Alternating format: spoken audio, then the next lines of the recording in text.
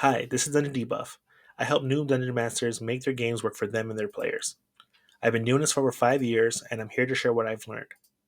Today, I'm going to show you 3 easy steps to make your own one shot for the holidays. The first thing you should do is keep it simple. When making a one shot, you have limited time, usually about 3 to 4 hours of session time, depending on your player's schedule, so feel free to throw them right into the story. This means eliminating the backstories, and when you're introducing players, have them describe their appearance, and then you can describe how they got there. If you decide to make this into a campaign, your group has already established their experience and the connections that they have with each other to build off of.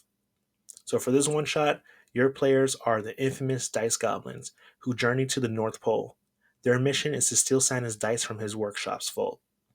Now that we covered the first step, let's dive into the bigger picture. Steps 2 and 3 will bring your one shot to life in ways your players won't forget. Moving on to step 2, you want to plan your session like a Dora the Explorer episode. There's a good reason why many DMs offer similar advice. It's because it's simple and it works. So now let's set the scene. The DM will read: on a frosty cliff overlooking a dense, icy forest, 4 goblins dressed in ragged Santa suits huddle together.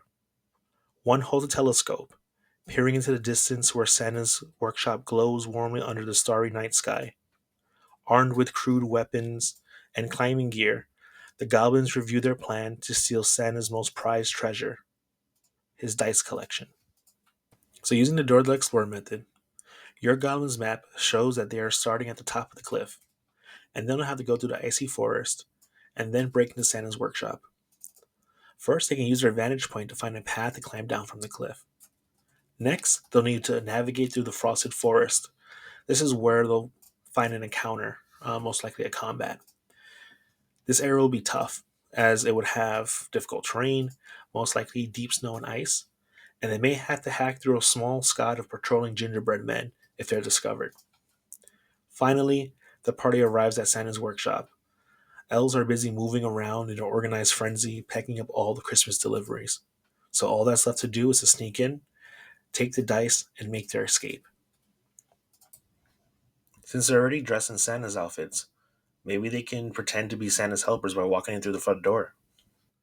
Or they might decide to sneak in through the chimney or enter through a window on the upper floors and crawl along the rafters. There they can roll a stealth check. And as they continue to make their way towards the vault, along the way they'll find Santa's sack, which is really a bag of holding but reflavored for this one shot.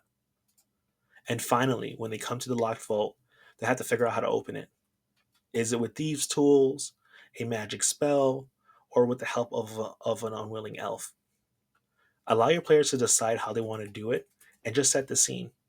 Allow them to use their creativity to figure out a solution, and for any skill check failures, just send in some weak guards to hinder and delay their progress.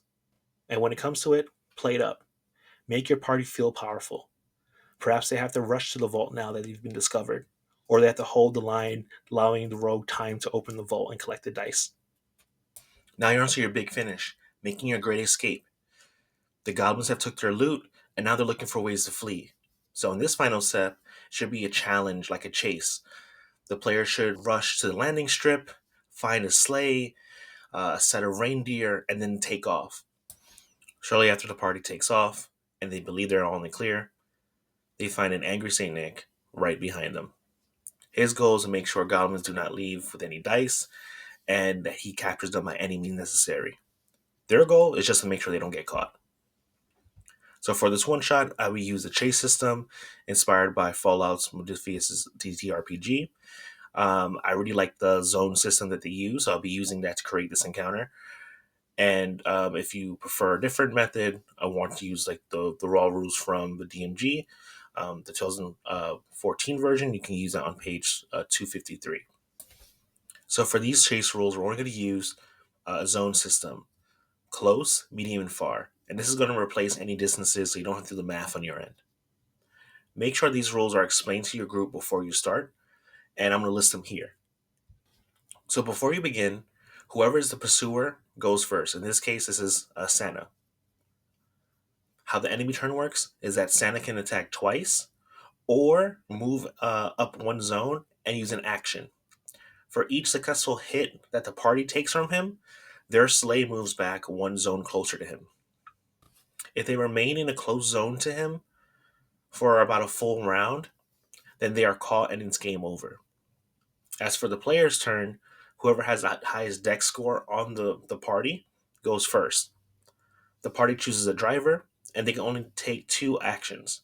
They can either evade an attack by using a successful animal handling check, or push their reindeer to fly faster, allowing them to move one zone up with a successful animal handling check. The rest of the party acts as defenders who can use their actions, same like they would do in a battle, to make sure that they push Santa back.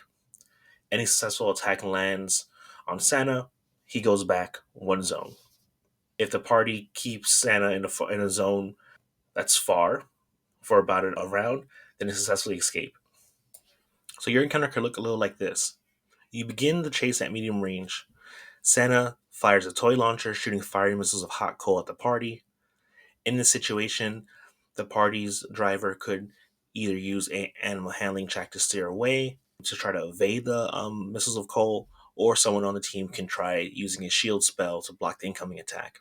At close range, Santa could ram the party with his sleigh or swipe them with a giant cannon cane, keeping him closer and close range with them. So, depending on how the dice gods favor your game, this can be a really intense tug of war, a game over, or a fast escape for the goblins. And that's it. That's the end of the encounter. So make sure you really think about your group. If your group likes to role play or they like to do a lot of different types of skits and like to riff a lot, you want to simplify this even further. I would definitely suggest removing out the whole forest um, and get right to them journeying to the workshop, trying to break in the vault, and then do the Santa encounter. But if you think you'll be able to keep your party on track, the whole encounter should be able to fill that 3 to 4 hour period. So thanks for watching. If you found this helpful or learned something new, drop a like and subscribe for more. I included a link in the description to the Gnome Stew's article where you can read more on her travel and exploration tips. Until next time, happy gaming, and I'll see you in the next video.